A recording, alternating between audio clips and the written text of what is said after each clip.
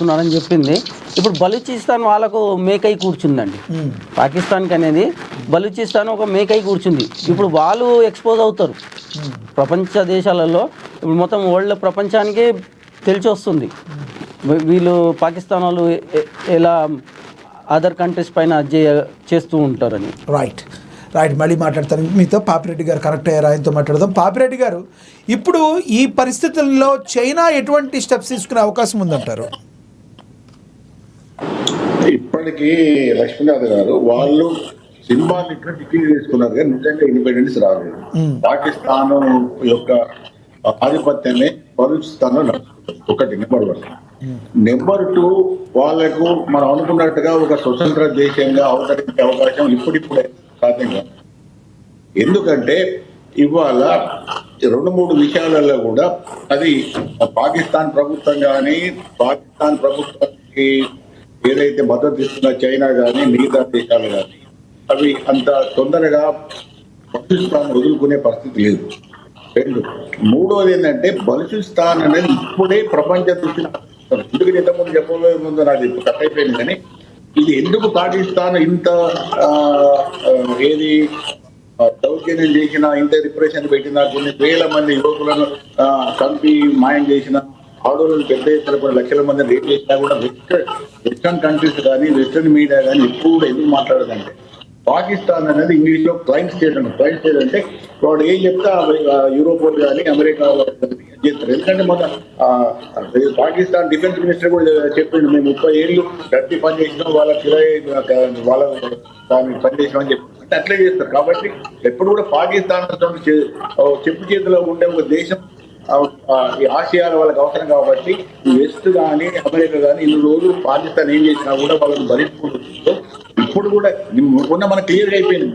ఒకటి లక్ష్మణ్ గారు, మనం అందరం కూడా అంటే భారతీయులు అందరం కూడా అర్థం చేసుకోవాల్సింది ఏంటంటే అమెరికా కానీ, వెస్టర్న్ కంట్రీస్ ఏవి కూడా మనకు నమ్మదగ్గ మిత్రులు కాదు. వాళ్ళు ఏదో చేస్తారు, వాళ్ళు ఏదో ఈ ప్రపంచం ముందు చూస్తారు, వాళ్ళకి అన్ని తెలిసినా కూడా ఎందుకు మాట్లాడాలంటే వాళ్ళకున్న ప్రయోజనాలు, వాళ్ళకున్న లాభాలు, వాళ్ళకున్న ఏవైతే అండర్స్టాండింగ్ ఉందో దాని ప్రకారం బలూచిస్తాన్ అనేది వాళ్ళు పెద్ద ఇంపార్టెంట్ లేని విషయం.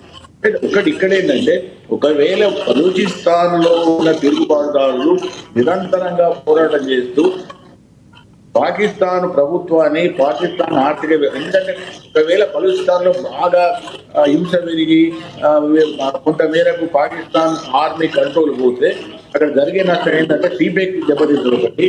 2వది పాకిస్తాన్ నిరంతరంగా పోయి పాకిస్తాన్ గ్యాస్ పోతుంది, మినరల్స్ ఏవైతే ఇష్టారాజ్యంగా చైనా వాళ్ళు తవ్వి తీసుకుపోతుందో అది ఆగిపోతుంది. దాంతో ఏంటంటే పాకిస్తాన్ కు అటు చైనా కూడా ఆర్థికంగా కొంత పెద్ద ఎత్తున నష్టమయ్యే అవకాశం ఉంటుంది. అయితే అయినప్పటికీ కూడా వాళ్ళు నా విషయం తొందరగా బలూచిస్తాన్ కోల్పోయారు.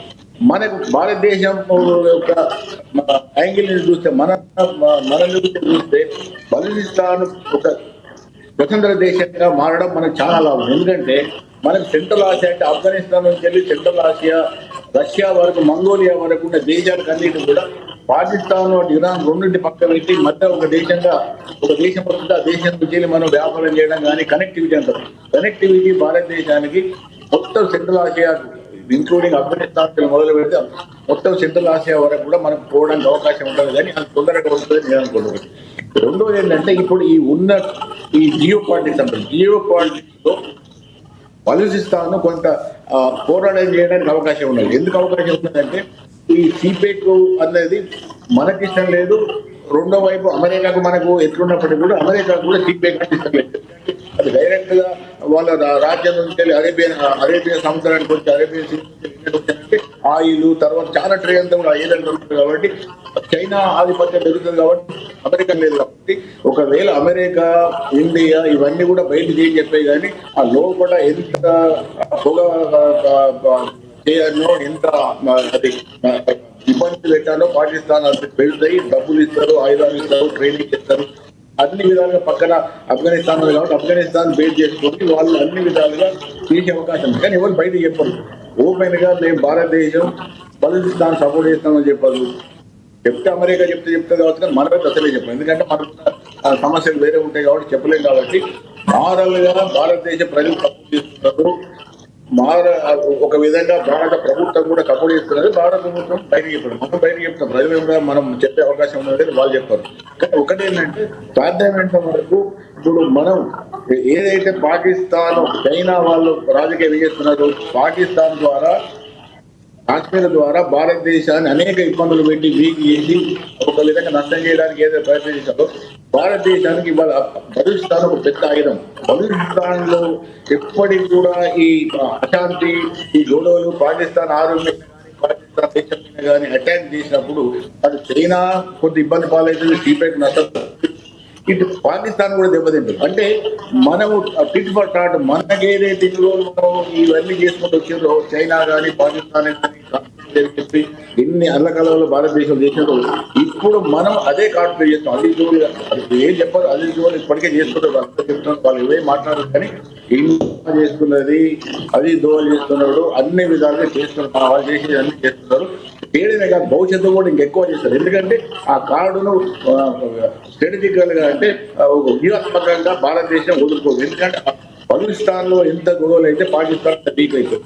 ఎందుకంటే ఇప్పుడు టూ ఫ్రంట్ వార్ అవుతుంది. ఇప్పుడు వెస్ట్ లో అంటే ఒక ఈస్ట్ అంటే మనకు పాకిస్తాన్ మనకు మనం ఈస్ట్ కాబట్టి ఈస్ట్ ఫ్రంట్ నుంచి వెళ్ళి సగం ఆర్మీ అంటూ వాళ్ళు బలూచిస్తాన్, ఎందుకంటే బలూచిస్తాన్ పెద్ద ప్రాంతం 40 రైట్.